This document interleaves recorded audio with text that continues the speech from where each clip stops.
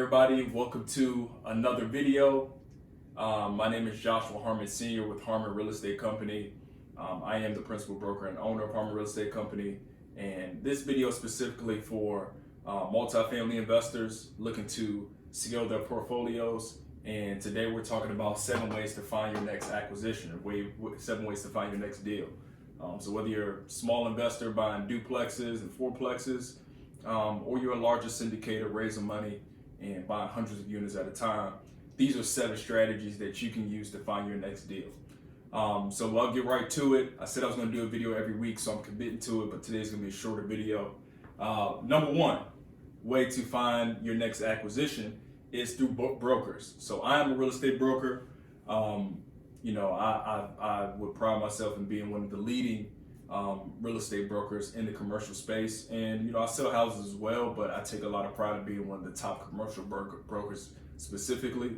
And you'll want to contact people like myself who have market knowledge. I'm in the Fort Smith MSA, so we cover the entire River Valley, Van Buren, Alma, Greenwood, all the way out to Waldron. I've done properties within a 50-mile radius of Fort Smith. You want to get in contact with me because I know who the owners are.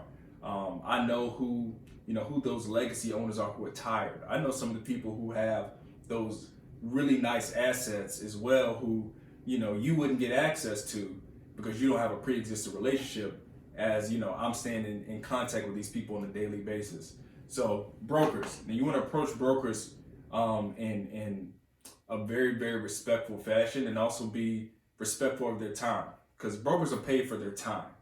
We're only paid when, we're not paid for our time. We're only paid for when a deal goes through. So if you're constantly reaching out to us, asking us about deals, you're not submitting offers, you're not touring properties, you're not giving us any feedback on the deals that you don't like, and we may just kind of scratch you off our list as somebody who's not as serious, and not give you the attention and give you the opportunity to buy some of those pocket listings that we may have that may really fit your criteria. So brokers, number 1, just be really, really respectful of people like myself and the time that we have allotted to kind of reaching out to some of our close sphere of clients that we trust. So if you want to get in that inside circle, just be responsive, always give feedback, and just throw an offer out there every once in a while and see if it sticks.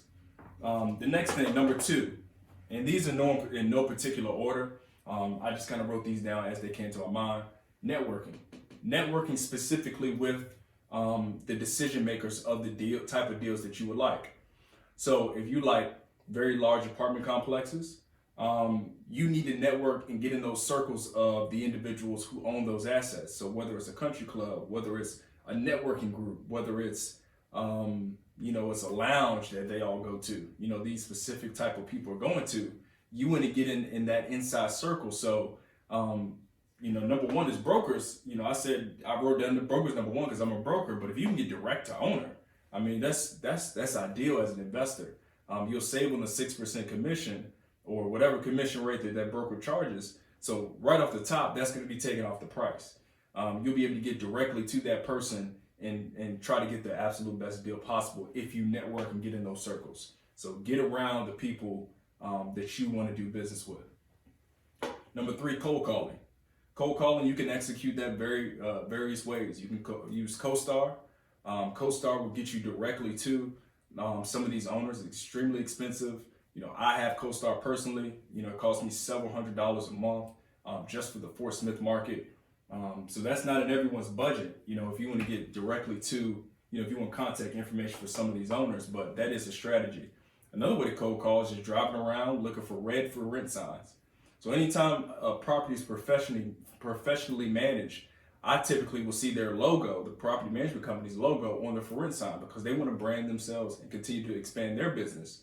But as just an owner operator and somebody managing a property themselves, sometimes they just put their cell phone number on these signs, and you can call them directly and see if they'd be interested in selling their asset. So those are 2 strategies that you can use. I found people on Craigslist. I found a 50-unit property on Craigslist one day. They're just marketing their units for rent. I called the number, and it was directly to an owner who owned the property for 10 years. You just never know. So cold calling. Number 3, direct mail. You can use list source, which is a how do I describe it? You can just get data from list source. You can put a specific city, any specific criteria, and you can nail down apartment complexes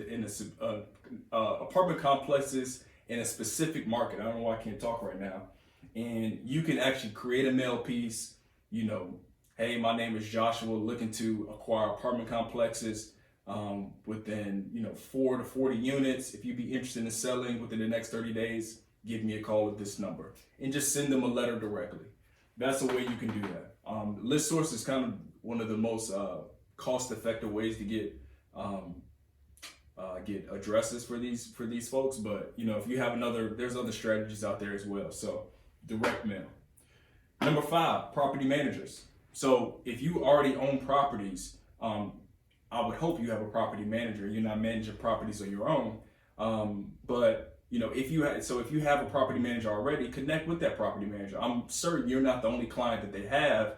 And if they have other clients who own properties, maybe just ask them, hey, do you know of any owners that'd be interested in selling their properties anytime soon within this specific criteria? Don't just say apartment complexes in general or multifamily in general.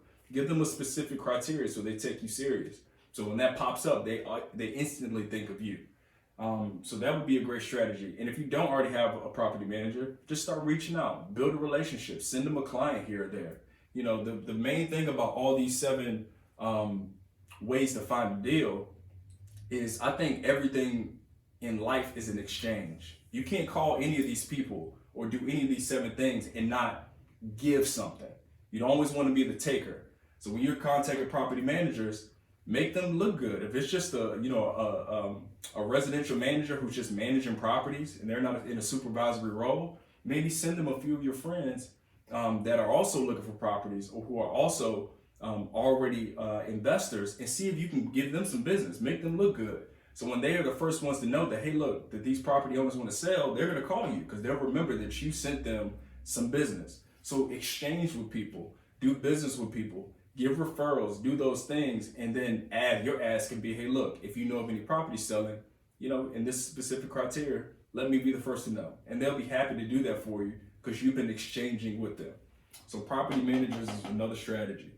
CPAs or accountants.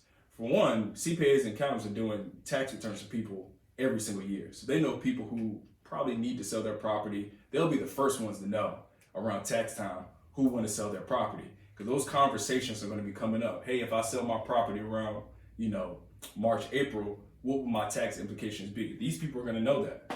These are the people that are going to have those conversations with these owners.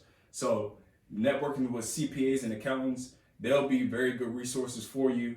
They can't always give you these people contact information, but they can maybe refer your name out to these folks as a potential buyer and connect you with some of these owners who you're not able to network with or brokers can't get in contact with, and maybe get you some off-market deals. So CPA and accountants are great. Lawyers are also another great resource. So they're dealing with probate situations and several different situations of why people would need to sell. Real estate attorneys specifically, of course, but just attorneys in general.